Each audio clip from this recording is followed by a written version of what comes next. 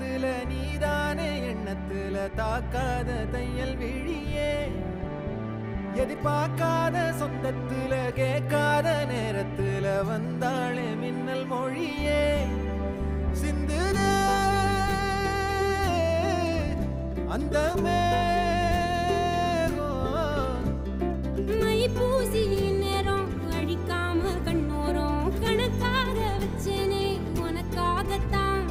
பூவாளி பன்னீரும் புதுச்சேல அஞ்சாரும் கனவோட கண்டனே நமக்காகத்தான்